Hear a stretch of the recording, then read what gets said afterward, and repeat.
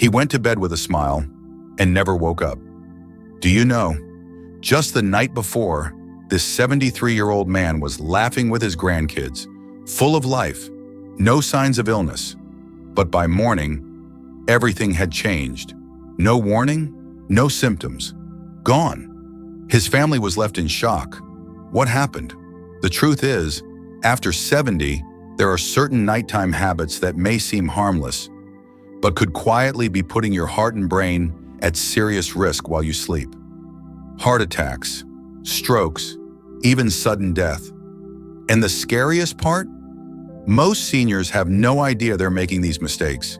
In this video, we're diving into 4 common bedtime habits that could be silently hurting your health, and what you should do instead to wake up safe, strong, and feeling well every morning. Stick with me until the end, because the last habit is one almost every senior does, and it could be putting your life in danger. Let's get started with part 1, a night like any other.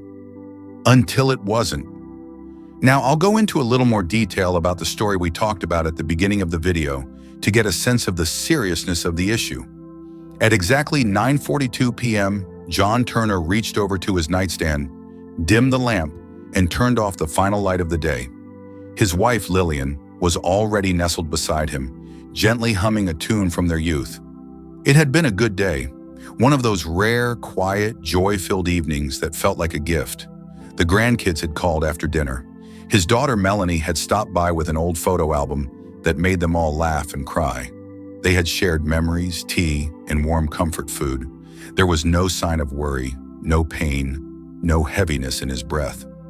John had kissed his wife on the forehead and said what he always said, "Good night, my love. See you in the morning." But morning came, and John didn't wake up. The moment was so quiet, so still, that it didn't seem real. Lillian thought he was sleeping late. She whispered his name, then shook his arm. Then her voice cracked into panic. The paramedics said he passed peacefully, but for his family it wasn't peaceful. It was shocking, unthinkable, crushing. How could someone so full of life, so recently laughing, smiling, remembering, just not wake up? In the days that followed, questions buzzed like static around the home. Was it his heart? Was it something genetic? Had they missed a warning sign? But what the doctor told Lillian shook her to the core. It wasn't one big thing. It was likely a combination of smaller things. Little habits, especially at night, that quietly put stress on his heart. Over time, they add up, and sometimes it's just one night too many. This is not meant to scare you. It's meant to wake you up, gently, to a truth few people want to talk about. Not all dangers are loud. Some come dressed as comfort, and after 70, the bedtime routines we've followed for decades can quietly become risks. Doctors call them silent strainers, not because they cause pain, but because they strain your body in ways you may not feel until something gives out. And when you're older, it doesn't take much. A little too much acid, a little too little oxygen, a little too much pressure on the heart, a little too little recovery time between meals and sleep. So tonight we'll look at 4 bedtime habits, common ones, that may quietly threaten your health if left unchanged. They are not dramatic, but they are important. And if John's story is anything to go by, knowing what they are and changing even one could give you more mornings, more laughter, more time. So please, stay with us. Watch until the end. You might hear something that sounds familiar, and that one insight could help you rest more safely and wake up more surely. Let's begin. Part 2. Mistake number 1, eating too close to bedtime. Let's be honest, this one is easy to overlook. You're home, the sun is down, maybe the house is quiet for the first time all day. You finally have time to eat something you enjoy. Maybe it's a warm, comforting plate of pasta. Maybe it's leftover stew from earlier in the week. Or maybe it's just your routine, a late dinner at 8:30, followed by a cookie or a bowl of ice cream, then straight to bed. It feels harmless. But after 70, your body treats food differently. And that meal you used to handle just fine, it may now be working against you in the quietest ways. What changes after 70? As we age, the digestive system slows down, stomach acid production increases, Blood sugar regulation becomes less stable. The body's ability to rest and repair becomes more sensitive. Late-night eating forces your body to stay in work mode when it should be winding down. This creates a cascade of internal effects. Heart rate stays elevated longer than it should. Blood pressure rises, especially if the meal is salty or rich. Insulin levels spike, especially in those with diabetes or prediabetes. Stomach acid may creep back upward, leading to reflux, or worse, aspiration. Let's imagine Henry, age 74. Henry loves his garlic bread and creamy fettuccine alfredo. His wife makes it once a week, and it's his favorite. He eats at 9 p.m., feels sleepy by 9:45, and goes to bed by 10. That night, his body should be resting, but instead, his stomach is churning, his heart is working harder, his insulin levels are climbing, his sleep cycles are disrupted, and he wakes up at 3 a.m. feeling groggy, hot, maybe even a little short of breath. He thinks it's just poor sleep, but in reality, it's his body saying, "You didn't give me time to rest. I was too busy digesting." Now imagine that happening every night for months. You don't feel it at first, but over time, your heart grows more strained, your risk of arrhythmia increases, your immune system suffers, your sleep quality erodes, your body repairs itself less and less. All because of one choice: the timing and size of your last meal. So, why it matters more than ever? After 70, the body needs longer to recover from stressors, including food. Think about this. Even healthy food, when eaten at the wrong time, can become a source of stress. And we're not talking about extreme overeating here. Even a full bowl of pasta, rice, and beans, or fried fish at 9 p.m. could push your system into overdrive.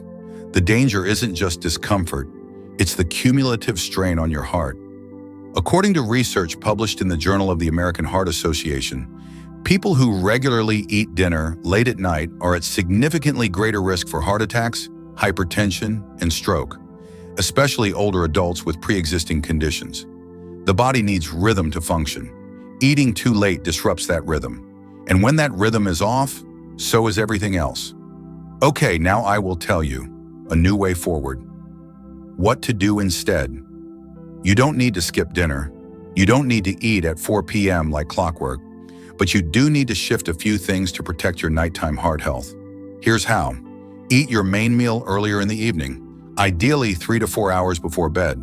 If dinner has to be later, make it lighter. A bowl of soup, a salad with chicken, a piece of fish with steamed veggies. Avoid fat-heavy or creamy dishes before sleep. They take longer to digest and increase acid production. Limit sugar and processed carbs after 7 p.m. They spike blood sugar at the wrong time. If you get hungry before bed, try half a banana, which contains magnesium and supports sleep, a few unsalted almonds, protein plus healthy fat. Chamomile or valerian tea calms the nervous system. And final thought on eating before bed. You don't need to feel guilty about that late-night snack, but you do need to feel informed. Because what your body needs at night is not fuel, it's peace. Let your last meal of the day serve you, not sabotage you. Let it support your rest, not strain your heart. Let it bring comfort, not complication. And in doing so, you give yourself the greatest gift of all, another morning to wake up and live fully. Part 3.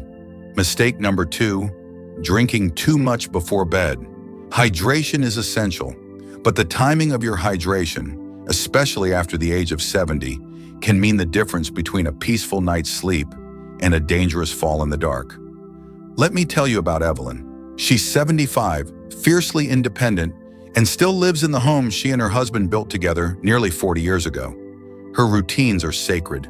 She watches the 6 o'clock news, reads a chapter of her favorite mystery novel, and finishes her evening with a cup of chamomile tea. It's comforting, familiar. It calms her nerves. But something's been changing. Almost every night, like clockwork, Evelyn wakes up around 2 a.m. She feels a sudden, urgent need to go to the bathroom. She tosses off the covers, fumbles in the dark, and rushes toward the hallway, sometimes forgetting to use her walker, sometimes forgetting to turn on the light. One night last month, she slipped on a pair of house slippers she left near the foot of her bed. She hit the hardwood floor hard. Her hip was bruised for weeks. She told her daughter, "I don't understand it. I thought I was doing everything right. It's just tea." But it wasn't just tea. So, what happens to the body after 70? As we age, the systems in our body that once operated effortlessly begin to shift. The bladder becomes more sensitive, reacting to even modest fluid levels. The kidneys continue filtering overnight, producing more urine. The nervous system becomes more reactive, waking you up more easily, and the cardiovascular system takes longer to stabilize blood pressure when you change positions. This leads to a condition called orthostatic hypotension, a sudden drop in blood pressure when you go from lying down to standing. Imagine your brain saying, "We need to move," but your blood says, "Hold on, I'm not there yet." This dizzy spell is more than inconvenient. It's one of the leading causes of nighttime falls, fractures, and hospitalizations among seniors. And that doesn't even cover what interrupted sleep does to your body. Lower melatonin, the hormone that regulates sleep. Disruption of your immune system. Reduced memory consolidation. Higher stress hormones by morning. Okay, now I will tell you what most people miss. You don't need to drink less. You just need to drink earlier. Flooding your system with fluids before bedtime sets off a chain reaction you don't see until you're half asleep, tripping through the hallway in the dark. So, what to do? Instead, front-load hydration, drink most of your water before 5 p.m., taper off after dinner, try limiting fluids after 7 p.m. Sip, don't gulp. If you're thirsty later, take small sips instead of full glasses. Be mindful of high-fluid foods. Watermelon, broth, soups, celery, and juicy fruits add more than you think. Avoid evening caffeine or alcohol. Both increase urine production and worsen sleep. And most importantly, make your nighttime routine safer. Install a motion sensor nightlight. Place your walker or cane within reach. Remove throw rugs or anything you could trip on. Let loved ones know if you've been waking frequently at night. Remember Evelyn? She didn't give up her tea. She just started enjoying it at 5:30 instead of 9:30. Her sleep improved, her bathroom trips stopped, and her peace of mind returned. Because hydration should help you live longer, not risk shortening your nights. Part 4. Mistake number 3. Sleeping in a room that's too warm. It might sound counterintuitive. After all, as we get older, we feel the cold more easily. We layer up. We crank up the heat. We want to feel cozy, wrapped in blankets and surrounded by warmth. But what if that comfort was quietly making sleep more dangerous? Let me introduce you to George. George is 76, a retired firefighter with a soft spot for jazz and crossword puzzles. Every night, he turns the thermostat up to 74 degrees Fahrenheit. He pulls up a heavy fleece blanket, sometimes even adds a second quilt if the wind outside howls. He says, "I sleep better when I'm warm." But the truth? George hasn't been sleeping well for months. He wakes up sweaty, tosses and turns. He gets headaches in the morning and sometimes feels more tired when he wakes than when he went to bed. What George doesn't realize is this: his room is too warm, and his heart is working harder because of it. What science tells us about sleep and temperature? Our bodies are designed to follow the circadian rhythm, a natural internal clock that tells us when to wake and when to sleep. A key signal in that cycle? A drop in core body temperature. When the environment is too warm, that drop can't happen. The result? You stay in the lighter sleep stages. Your heart rate stays elevated. You lose less heat through the skin. Your hormone balance is disrupted. Older adults have a tougher time regulating body temperature. Our sweat glands don't work as well. Our circulatory system is slower to respond. This makes overheating not just uncomfortable, but dangerous. Okay, now I will tell you the risks of sleeping too hot. 1. Increased nighttime blood pressure. 2. More awakenings and poor quality sleep. 3. Elevated stress hormones like cortisol. Higher risk of stroke or cardiac events, especially in those with existing heart issues. Dehydration, which can affect balance and cognition by morning. Now picture George's heart. Instead of slowing down at night, it's racing to cool him off. His brain isn't cycling through deep rest. His immune system isn't repairing cells. He's not recovering, he's overheating. So, what to do? Instead, set your bedroom to 60 to 67 degrees Fahrenheit if possible. Use lightweight, layered bedding instead of heavy quilts. Choose breathable fabrics like cotton or bamboo. Switch to moisture-wicking sleepwear. It keeps you dry and cool. Open a window slightly or use a fan for gentle airflow. Avoid electric blankets or heat packs unless medically needed, and never leave them on all night. Remember this simple rule: cool nights equal calm hearts equal clear minds. When your body sleeps in a cooler room, your heart slows, your muscles relax, and your brain heals. George eventually made the switch. He turned his thermostat down, invested in a soft, breathable blanket, swapped out his flannel pajamas for lightweight ones. 2 weeks later, he told his doctor, "I didn't know sleep could feel like that again." And that's the gift of something so simple. Changing the temperature of your room might just change the quality of your life. Part 5. Mistake 4. Sleeping in the wrong position. Most people never think twice about the way they sleep. As long as it feels comfortable, they assume it's fine. But after 70, comfort isn't the only thing that matters. The position you sleep in can quietly impact your breathing, your heart, and your life. Let's meet Harold. He's 77, a retired postmaster, father of 4, grandfather of 9, and husband to Ruth for 52 years. Every night he falls asleep on his back, arms across his chest, a quiet snore soon following. But over the past year, Ruth began to notice something troubling. Harold would stop breathing in his sleep. At first, she thought it was just a deep snore, but then she realized he was holding his breath. She began to keep a notebook on her nightstand, quietly logging the episodes. 5 seconds, 12, 18, then a gasp and a long exhale. He'd wake up groggy, confused, sometimes with a headache. During the day, he'd feel tired even after a full night in bed.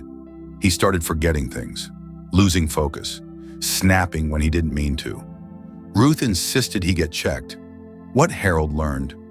After a sleep study, Harold was diagnosed with obstructive sleep apnea, a condition where the muscles in the back of the throat relax too much during sleep, blocking the airway and reducing oxygen levels in the blood. Left untreated, it dramatically increases the risk of stroke, heart failure, cognitive decline, sudden cardiac arrest during sleep. And for Harold, sleeping on his back was making it worse. Why? Because when you lie flat, gravity pulls the tongue and soft tissues backward, collapsing the airway, especially in older adults with weaker muscle tone. Even sleeping on the right side, while better than the back, can increase pressure on the heart, making it harder for your blood to circulate freely. So, why position matters more with age? As we age, our bodies become more sensitive to airway resistance, lung capacity changes, circulatory pressure, gastrointestinal shifts like reflux. Lying flat can worsen all of these. Yet millions of seniors still sleep on their backs because it feels natural. But just because it's familiar doesn't mean it's safe. Okay, I will tell you what doctors recommend. Instead, the left side is the most heart-protective sleeping position. Here's why. It allows gravity to assist with blood flow back to thee. It eases the pressure on your lungs. It supports digestion, especially for people with acid reflux. It can reduce snoring and improve airflow. For someone like Harold, switching sides wasn't easy. After decades of back sleeping, his body resisted. But with a few small changes, he found a new way to sleep that gave him more energy, fewer headaches, and fewer moments of Ruth holding her breath in fear beside him. So, what you can do. 1. Train your body to sleep on your left side. Start by lying in that position while you relax in bed. 2. Use a body pillow or place a firm pillow behind your back to prevent rolling. 3. Place a pillow between your knees to align your hips and support your spine. 4. Slightly elevate your upper body with a wedge or adjustable bed to reduce reflux and ease breathing. 5. Check your mattress. Too soft, and it will encourage poor positioning. Too firm, and it may strain your joints. And most importantly, tell your doctor if your partner hears gasping or if you're waking up tired despite sleeping all night. Because how you lie down each night isn't just about rest. It's about whether your body can keep you safe while you sleep. Harold's story could have ended differently, but he listened. He changed. And today he says, "Ruth used to watch me while I slept, afraid I might not wake up. Now she sleeps first." That means everything. And final reflection. What will you do tonight? Tonight, before you crawl into bed, take one quiet moment for yourself. Not to worry, not to panic, but to reflect. You've learned about 4 small things that happen in the quiet moments before sleep. 4 bedtime choices that may seem harmless, but that your body may be asking you to reconsider. So ask yourself, did I eat too close to bedtime? Did I drink too much fluid after dinner? Is my room too warm to rest well? Am I sleeping in a position that protects or risks my breath and my heart? And then ask, what's one thing I can change tonight? Not all 4, not perfectly, just one. Maybe it's skipping the full bowl of pasta and eating earlier. Maybe it's sipping water instead of gulping before bed. Maybe it's turning your thermostat down just a little. Maybe it's tucking a pillow beside you so your body stays gently on its left side. These are not just bedtime adjustments. They are acts of protection, declarations of self-care, quiet decisions that whisper back to your body, "I'm listening. I want to stay." Subscribe to Dear Senior's Life. This channel was created for you, for the stories you carry, for the wisdom you've earned, for the health you still deserve. We're here to help you sleep more peacefully, wake more powerfully, and live more fully, one small step at a time. We're rooting for you with all our heart. Dear Senior's Life.